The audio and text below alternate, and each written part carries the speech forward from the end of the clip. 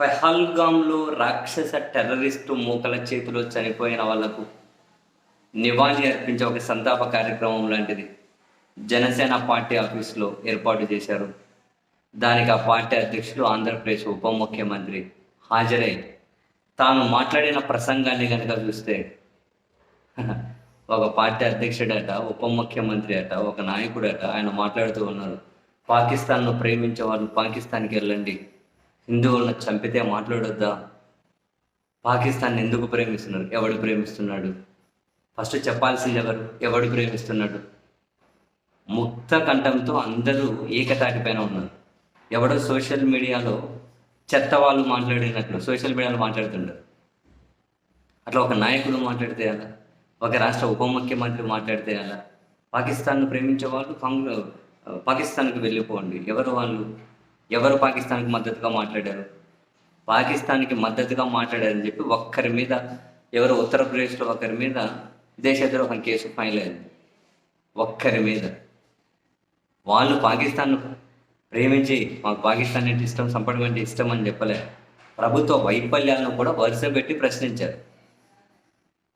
ఇప్పుడు ఇటువంటి నాయకులు ఎక్కువ తయారయ్యే ప్రభుత్వ వైఫల్యాలను ప్రశ్నించే వాళ్ళు కూడా లేకపోయారు. కేంద్ర ప్రభుత్వ భద్రతా వైఫల్యం ఏమైంది అని చెప్పి అడిగే వాళ్ళు కూడా లేకపోయారు. ఎంత ఈజీగా ప్రేమించే వాళ్ళు ఎవరో చెప్పాలిగా.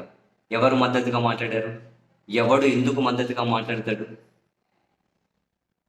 భారతదేశంలో ఆ చివరి నుంచి ఈ చివరి వరకు ప్రతి ఇంచు ఇది మా భూభాగం, మా దేశం, మా సార్వభౌమత్వం అనుకునే వాళ్ళు అందరూ ఖండిస్తున్నారు కదా. రోడ్డు మీద ర్యాలీలు చేస్తూ ఉన్నారు. గుండెలు రోధిస్తున్నాయి అందరికీ. మరి ఎవరు ప్రేమిస్తున్నారు? ఎవరికి ఇట్లా జనరలైజ్ స్టేట్మెంట్ ఇవ్వడం ఎందుకు? పాకిస్తాన్కు పోవాలి. ఎవరు పోవాలి తెలుసా?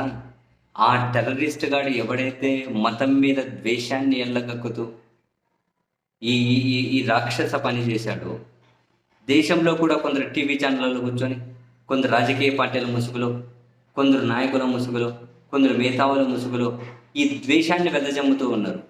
హిందూ ముస్లిం, హిందూ క్రిస్టియన్, క్రిస్టియన్ ముస్లిం, హిందూ సిక్కు ఇటు మతాల మధ్య ద్వేషాన్ని వెదజల్లుతున్నారు. వాళ్ళు వెళ్ళాలి పాకిస్తాన్కి. ఎందుకంటే వీళ్ళంతా ఒకే స్కూలు. మతం పేరు మీద మనిషిని చంపేమంది, మతం పేరు మీద రాజకీయం చేసేమంది, రెండు ఒకే స్కూలు. వాళ్ళు వెళ్ళాలి. పాకిస్తాన్కి వెళ్ళాల్సింది ఎవరు? వెళ్ళమని చెప్తున్నది ఎవరిని? ఎవరు వెళ్ళాలి? ఈ మతం మీద ద్వేషం వెదజల్లే వాళ్ళు వెళ్ళాలి. టెర్రరిస్ట్ మూకలు అంత పాశవిక దాడి చేస్తే అందరూ గుండెలు రోధిస్తున్నాయి. ఎందుకు ఇక్కడ జనాలను డివైడ్ చేసినట్టు మాట్లాడడం ఎందుకు? ఎవరు మద్దతుగా మాట్లాడారు? ఎందుకు మాట్లాడారు? చూపించాలి ఇక. అందుకే వీళ్ళు మాట్లాడారు, మీరు పాకిస్తాన్కి పోండి. ఇది 4 సోషల్ మీడియాలో పోస్టులు పెట్టినట్లు ఇది ఒక ఎమోషన్ కార్యక్రమం కాబట్టి మనం ఏం మాట్లాడినా కానీ చెల్లుబాటు అయిపోతుంది అని చెప్పి ఇక్కడ కూడా మతమంట కాల్చుకోవడం తప్ప వేరే ఏమైనా ఉందా అండి? ఎవడో చూపించడం కానీ పాకిస్తాన్కి మద్దతుగా మాట్లాడినారు.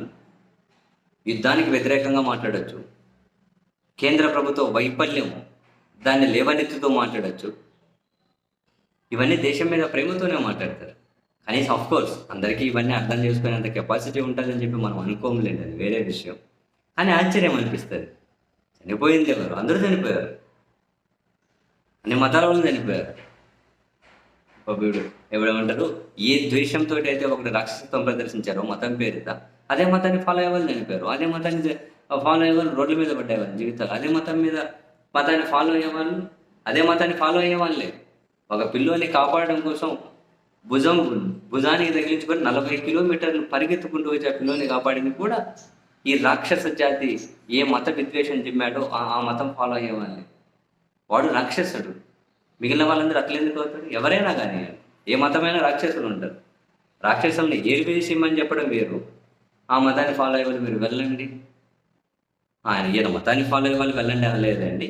పాకిస్తాన్ను ప్రేమించే వాళ్ళు వెళ్ళండి, పాకిస్తాన్కి మద్దతుగా మాట్లాడాలి. ఎవరు ఒక్కటి చూపించండి పాకిస్తాన్కి మద్దతుగా మాట్లాడాలి. ఒక్కరిని చూపెట్టండి చూద్దాం, వీడు పాకిస్తాన్కి మద్దతుగా మాట్లాడండి. కేంద్ర ప్రభుత్వాన్ని విమర్శిస్తే, భద్రతా వైఫల్యాన్ని ప్రశ్నిస్తే, యుద్ధం అనేది వద్దు, దాని పరిణామాలు చాలా తీవ్రంగా ఉంటాయి, అదొకటే మార్గం కాదు, రకరకాలుగా వాళ్ళని ఏరివేసేకి ఆలోచించండి అని చెబితే ఇవన్నీ ఎవడో దేశాన్ని వ్యతిరేకించినట్లు అవుతాయి. ఇటువంటి రాజకీయ నాయకులు ప్రతి దగ్గర కూడా మతంతో రాజకీయం చేస్తే ఇంక కొన్ని మాట్లాడుకుంటే ఎందుకు లేదు ఇప్పుడు.